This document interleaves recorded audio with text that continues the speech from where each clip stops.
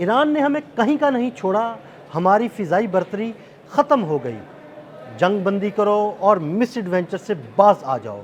Pentagon ने भी Trump को खरी खरी सुना दी। ये मामला क्या है, इस बारे में अज़हर अली खान से बात करते हैं। अज़हर भाई, पेंटागन ने भी हाथ खड़े कर दिए हैं, अपनी शिकस्त तस्लीम कर लिया बाकायदा, और ट्रंप को बाकायदा ये पैगाम दिया गया है कि भाई ये मिस एडवेंचर करने से बाज आ जाओ, हमारी फ़िज़ाई बर्तरी ख़त्म हो चुकी है। आदिल भाई, एयर डोमिनेंस जो होती है वो अमेरिका अपनी गंवा चुका है ईरान से जंग छेड़ने के बाद, और उसकी जो एयर सर्वेलेंस की जो डोमिनेंस थी वो भी ख़त्म हो गई है। यानी कि अब वो ना नज़र रख सकता है और ना ही फ़िज़ाई तौर पे इतना मजबूत है कि वो हमले कर सकता है। और ये हुआ इस तरह से है कि बहुत से तैयारे ईरान की के साथ जो जंग है उसमें तबाह हुए, लेकिन जो अमेरिका के ड्रोन्स हैं सबसे ज़्यादा सर्विलेंस ड्रोन, और उसमें अटैकिंग की कैपेबिलिटी भी थी, और ये बहुत ही कीमती ड्रोन थे। अब ये इस तरह से मारे गिराए गए हैं जैसे ख़िज़ा में पत्ते झड़ते हैं दरख्तों से, इस तरह ही आसमान से आके नीचे गिर रहे थे। और इसके साथ साथ इनके कम्युनिकेशन के निज़ाम को जाम किया गया, इनको बहुत ही बेहतरीन एयर डिफेंस सिस्टम के से निशाना बना के तबाह किया गया। तो ये अमेरिका समझता था कि इसको तो कोई हाथ लगाने वाला ही नहीं है। लेकिन पिछले चंद दिनों में हमने ऐसे देखा जैसे कभी MQ-9 गायब हो रहा है, कभी वो गिर रहा है, कभी MQ-1 गिर रहा है, कुछ समझ में नहीं आ रही थी ये चीज़ें। जी, बिल्कुल ऐसे ही है। और डोनाल्ड ट्रंप को पेंटागन ने ये बताया कि आप जो मजाक कर रहे हैं ना ईरान जंग के नाम पे, ये एक बहुत ही मिस एडवेंचर है और इसने बुरी तरह हमें तोड़ के रख दिया है, हमारी तमाम दिफाई सलाहियतों को तोड़ कर रख दिया। इसीलिए उन्होंने जब अपनी प्रेजेंटेशन के अंदर डोनाल्ड ट्रंप को बात बताई और उनको रिपोर्ट भी पेश की कि हमारे $1 अरब मालियत से ऊपर के ड्रोन्स जो हैं ये तबाह हो चुके हैं, और ये भी फिगर मुसलसल बढ़ती जा रही है क्योंकि पिछले कुछ दिनों के अंदर भी 5-6 ड्रोन्स उनके और तबाह हुए हैं।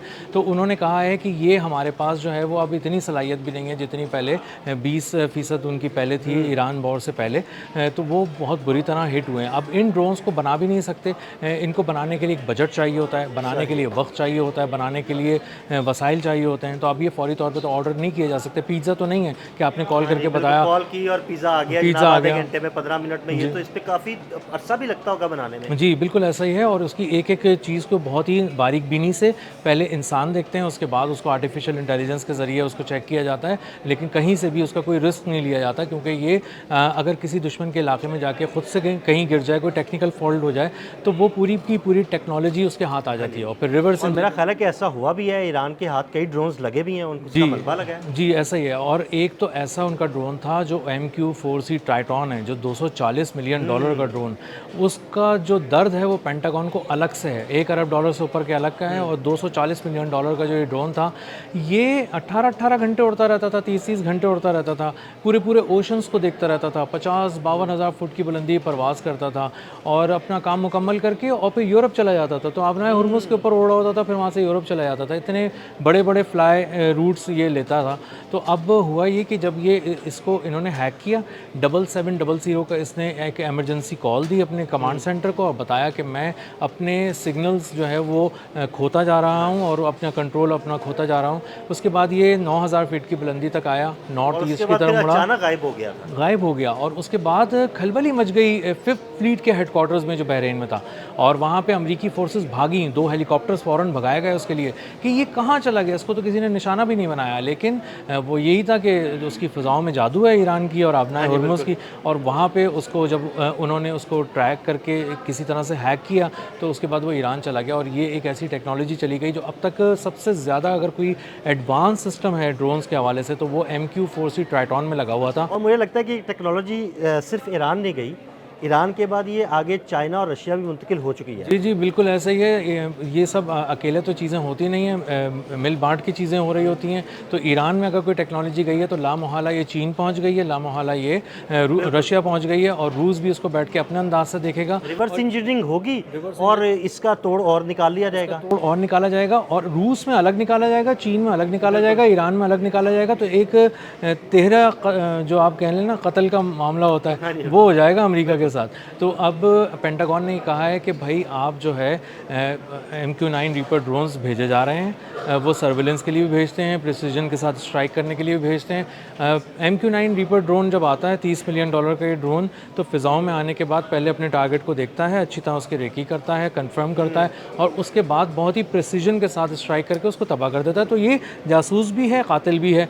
और इसी तरह ईरान ने जासूसों और कातिलों की तो एक लाशों के अंबार लगाए हुए हैं। बार लग गया, बिल्कुल। और हुआ ये है कि वैसे ही मैं भी यही कहने वाला था कि ईरान में अमेरिकी जासूस और कातिलों की लाशों के अंबार लग गए। जी बिल्कुल ऐसा ही है, लाशों के ढेर लगे पड़े हैं और उसको गिरा रहे हैं मुसलसल मार मार के ईरानी जो फोर्सेस हैं। और उसके बाद उनके पास ड्रोन्स की कमी हो गई है। और एक उस रिपोर्ट के अंदर जो डोनाल्ड ट्रंप को दी गई पेंटागन की तरफ से, उसमें एक बात बहुत अहम लिखी है कि हमने 28 ड्रोन्स MQ-9 रीपर जो हैं वो सिर्फ वहाँ गंवाए हैं यमन में। हौसियों ने उसको निशाना बनाया 2023 से अब तक, 2023 से अब तक। और आप ये 2-3 दिन पहले भी हौसियों ने एक ड्रोन गिराया जी अमेरिका का। ड्रोन गिराया है। और अगर आप इसको आदिल भाई फिर जोड़ लें तो ये हम रिपोर्ट अपनी भी जोड़ लें और उसको पिछली रिपोर्ट भी जोड़ लें तो ये $2 अरब मालियत के ड्रोन 2023 से लेकर 2026 तक अमेरिका गंवा चुका है। वो MQ-1 हो, MQ-9 हो, MQ-4C ट्राइटॉन हो, जदीद तरीन हो, सादा हो, लेकिन ड्रोन्स की जो गिराने की कैपेबिलिटी है ईरान की, वो बहुत ही एक्सटेंसिव किस्म की उन्होंने एयर डिफेंसेस लिए हुए हैं और उसको बहुत ही ज़बरदस्त तरीके से इस्तेमाल कर रहे हैं। और ईरानी फ़िज़ाएँ नो गो एरिया बन चुकी हैं उनके ड्रोन्स के लिए भी और उनके तैयारों के लिए भी। जो तैयारों के लिए अदील भाई एक अलग आप कैलकुलेशन करेंगे तो आपको अंदाज़ा होगा कि ये सब कुछ मिलकर तकरीबन $4.5 अरब के मालियत के तैयारे भी हो गए हैं इसमें अभी ईरान के साथ जंग में। बहुत बड़ा 42 से ज़्यादा तैयारे हैं जो उनके तबाह हो चुके हैं और ड्रोन तबाह हो चुके हैं। और ये फिगर अभी मुसलसल ऐड ऑन हो रही हैं चीज़ें इसके अंदर और पता चलेगा कि आने वाले दिन में ये क्या करते हैं। और मेरा ख्याल है कि इस पूरी जंग के दौरान जिस सिस्टम ने अमेरिकी तैयारों को बिल्कुल अंधा कर दिया, उसमें बेडू का बड़ा किरदार रहा। जो चाइना का निज़ाम है, ये निज़ाम किस तरह काम करता है? अदिल भाई, दो बहुत अहम निज़ाम है जिसके चर्चे हो रहे हैं। एक बेडू का निज़ाम है और एक उन्होंने लॉन्ग रेंज का एक सेटअप दिया था जो 700 किलोमीटर दूर तक देखता था और उस पर शोल्डर पे आप मैन पैड से लगा के मिसाइल फायर करते थे। तो इस तरह उन्होंने F-15 गिराया था उसका। और बेडू का जो सिस्टम है ना, वो बुनियादी तौर पर सेटेलाइट से कनेक्टेड है, GPS से रिलेटेड और नेविगेशन की जितनी भी जो जाविये हो सकते हैं किसी भी बहरी जहाज़ के और फ़िज़ाई जहाज़ के, उसको जैम करने की बेदू सलाहियत रखता है। और इसके ये भी एक रिपोर्ट मैंने देखी थी कि ये तमाम जो चाइनीज़ सैटेलाइट्स हैं, जो कई एक हैं, वो आबनाए हुर्मुज़ के करीब ले आया था, रीलोकेट कर दिए थे चाइना ने ताकि ईरान को ज़रा सपोर्ट मिल जाए। और बेदू सिस्टम के ज़रिए उनके बहरी बेड़ों को भी अंधा किया गया, उनकी रास्ते खो दिए उन्होंने अपने, और वो भटकने लगे। और उस भटकने के दौरान ईरान ने हमला किया और बहुत ही कारीवार, जो जरार R4 का आपको याद होगा कि एक हमला था जिसमें 17 जावियों से हमला किया और हमें पता ही नहीं चला और उसके बाद उसको बाहर भेजना पड़ा इस पूरी जंग से।